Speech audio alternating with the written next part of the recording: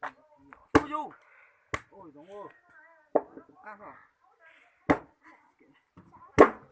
Con nhiều lời giá. Sao có không? Sao rồi?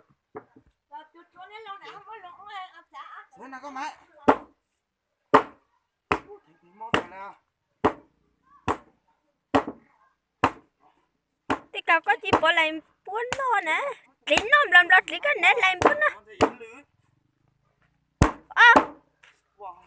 Quên nữa vậy mà. Quên nữa sẵn mà mang nụ mà họ tí chứ muốn nụ chai.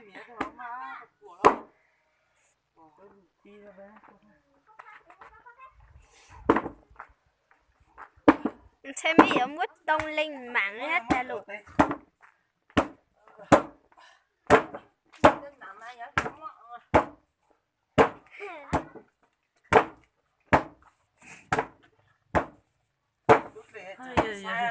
Yo ở chỗ đặt chỉ cho một sự ha luôn. Chỗ đặt chỉ cho sự ha nên mà chỉ sự ha mà.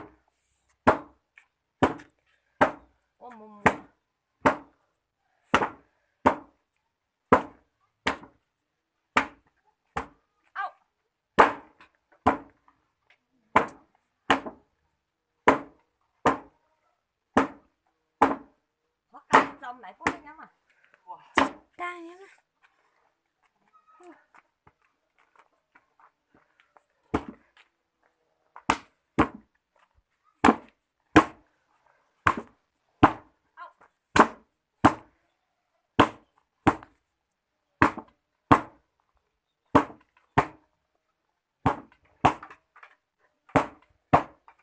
Sao mà chẳng lo tao?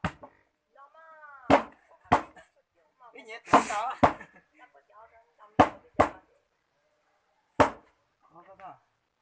Đó này.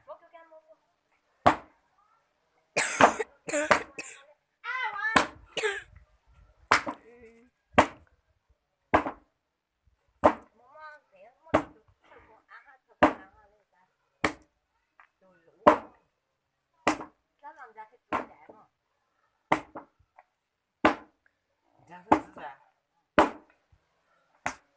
Ra một món này.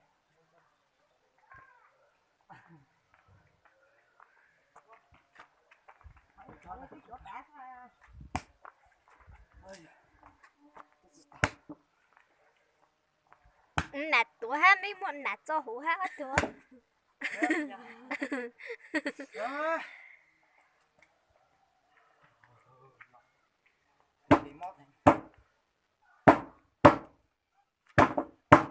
Có thể được một lần lòng của cả hai rồi liền.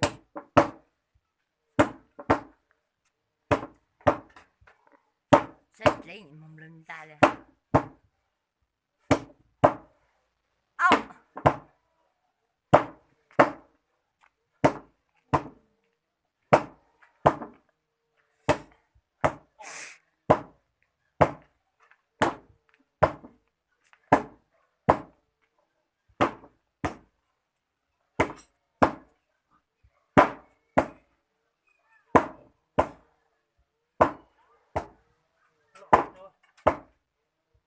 Xe mùa tao rồi.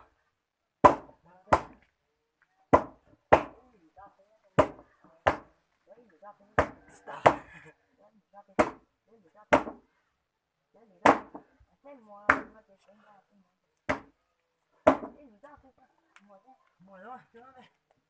Mùa thế á nhá. Xem đi. Rồi, bao. Mùa thế nóng rồi. Trong nào?